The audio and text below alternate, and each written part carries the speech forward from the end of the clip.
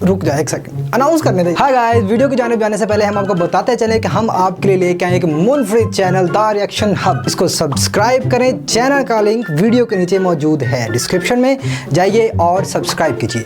अल्लाह हाफिज़।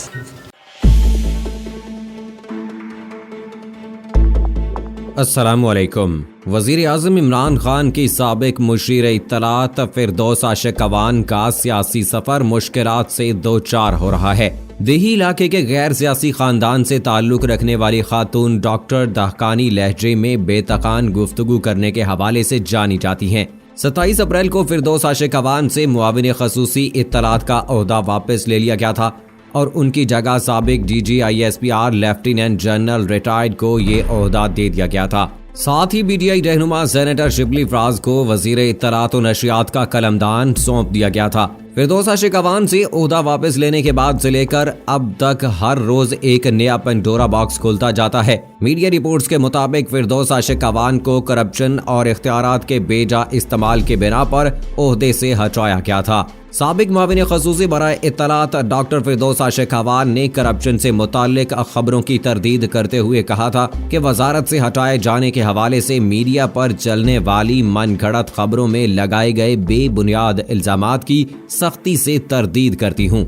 उन्होंने ये इल्जाम भी आयद किया था कि पिछले 3 माह से वजारत इत्तलात में काफी मसाइल चल रहे थे और बहुत से लोग वजारत में दखल अंदाजी करते थे और वजीर आजम के प्रिंसिपल सेक्रेटरी आजम खान ने बुलाकर इस्तीफा मांगा। साबिक मुशीर इत्तलात ने कहा कि मेरे खिलाफ काबीना में भी मुखालफत जारी थी और वजीर आजम को मेरे खिलाफ हकायक मसख करके बताए जाते थे। मैंने एक हफ्ता पहले वजीर आजम से बड़ी कोशिश करके मुलाकात की थी, जिसमें मैंने अपने तहफ़्फ़ुज़ात से वजीर आजम को आगाह किया था। दोस्तों, ये खबरें भी सामने आई थी कि 1 साल के अरसे तक इस ओहदे पर रहने के दौरान पाकिस्तान तहरीक इंसाफ का नजरियाती धड़ा फिरदौस आशिक अवान की बतौर हुकूमती तर्जुमान तैनाती पर खुश नहीं था। उसका इजहार उन्होंने मुतअद्दिद बार वजीर आजम के साथ मुलाकात के दौरान भी किया था। चंद चीजें ऐसी हैं जहां फिरदौस आशिक अवान ने गलतियों का इर्तकाब करते हुए इस असलियत को वाज़ेह किया था जो पीपल्स पार्टी में रहते हुए आया थी। तहरीक इंसाफ के अंदर भी लोग फिरदौस आशिक अवान के लिए कोई अच्छा बयानिया नहीं रखते थे।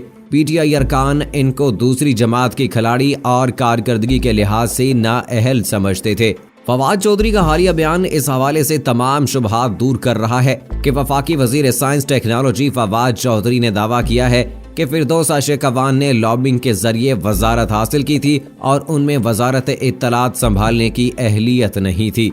फवाद चौधरी ने कहा कि फिरदौस आशिक अवान ने लॉबिंग के जरिए वजारत तो ले ली, लेकिन ओहदा लेना ही नहीं होता बल्कि खुद को साबित भी करना होता है। वो कभी भी इसके लिए अहल नहीं थी कि इस वजारत को चला सकती। उन्होंने कहा कि वजीर इत्तलात का ओहदा एक बहुत बड़ा ओहदा है और फिरदौस आशिक अवान के इस ओहदे पर रहने से तहरीक इंसाफ की हुकूमत और वजीर आजम ऑफिस को शदीद नुकसान पहुंचा, जबकि 1 साल तवील अरसा था, उनको बहुत पहले हटा देना चाहिए था।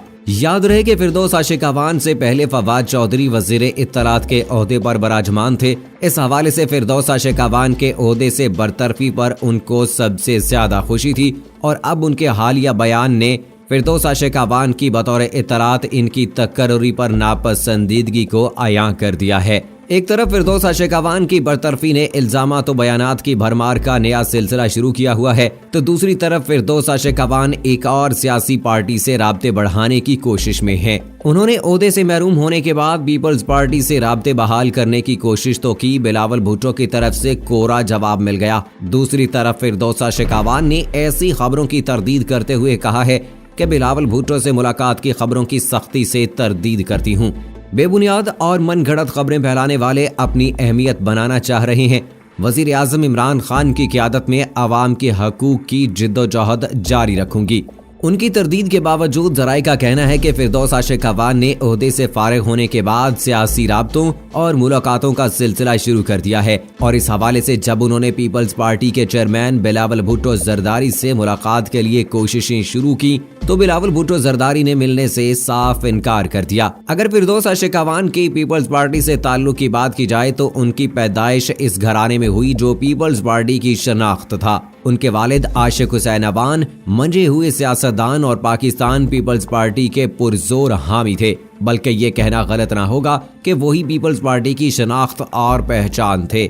मौलिक आशिक हुसैन अवान ही की वजह से सियालकोट पीपल्स पार्टी का मंसूबा हल्का बना। डॉक्टर फिरदौस आशिक अवान के भाई मलिक एजाज हुसैन अवान पीपीपी के सीनियर एग्जीक्यूटिव का रुकन रहे हैं। फिरदौस आशिक अवान का तर्ज सियासत जारहाना रहा है। उन्हें सन 2012 में पीपल्स पार्टी की हुकूमत के दौरान वजीर इत्तलात बनाया गया था। एक मर्तबा उन्हें ओहदे से हटाने का फैसला किया गया तो उन्होंने आंसू बहाए और ये फैसला वापस ले लिया गया।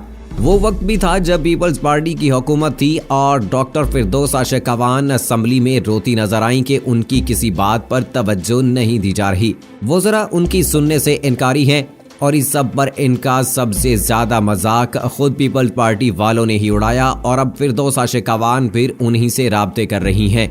फिरदौस आशिक अवान साबिक स्पीकर चौधरी अमीर हुसैन को शिकस्त देकर रुकन कौमी असेंबली मुंतखब हुई थी और साबिक सदर आसिफ अली जरदारी की सिफारिश पर उन्हें वजीर आजम यूसुफ रजा गिलानी की काबीना में वजीर इत्तलात बनाया गया था। 25 दिसंबर 2011 को कराची में वफाकी काबीना के दौरान उन्होंने ग्लूगेर आवाज में मुस्ताफी होने का फैसला सुनाया।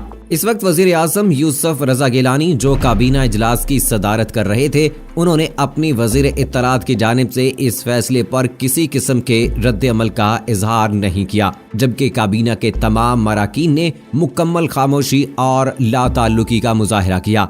इस वक्त भी बहसियत वजीर इत्तलात फिरदौस आशिक अवान पर हुकूमती मुश्किलात में मौसर किरदार अदा करने में नाकामी समेत दीगर इल्जामात शामिल थे।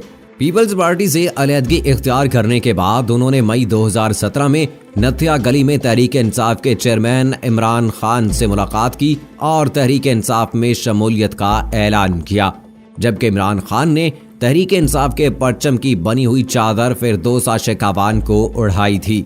ये उनकी तीसरी सियासी जमात थी। इससे पहले 2008 में वो मुस्लिम लीग का, फिर पीपल्स पार्टी और बाद में तहरीक इंसाफ में शामिल हुई, लेकिन अब फिर वो वापस पुरानी पार्टी में जाना चाहती हैं। इत्तलात के मुताबिक फिरदौस आशिक अवान ने सिंध का दौरा किया जो खुशगवार नहीं रहा। उन्होंने दौरा सिंध से वापसी पर मुल्तान सर्किट हाउस में क़याम करने की कोशिश की और इस दौरान उन्होंने मुतल्लिका अमले के साथ बदतमीजी भी की। जराये का बताना है कि फिरदौस आशिक अवान बगैर इत्तला के रात 2:30 बजे सर्किट हाउस पहुंची और अपने लिए कमरा खोलने के लिए कहा, लेकिन अमले ने इनकार कर दिया।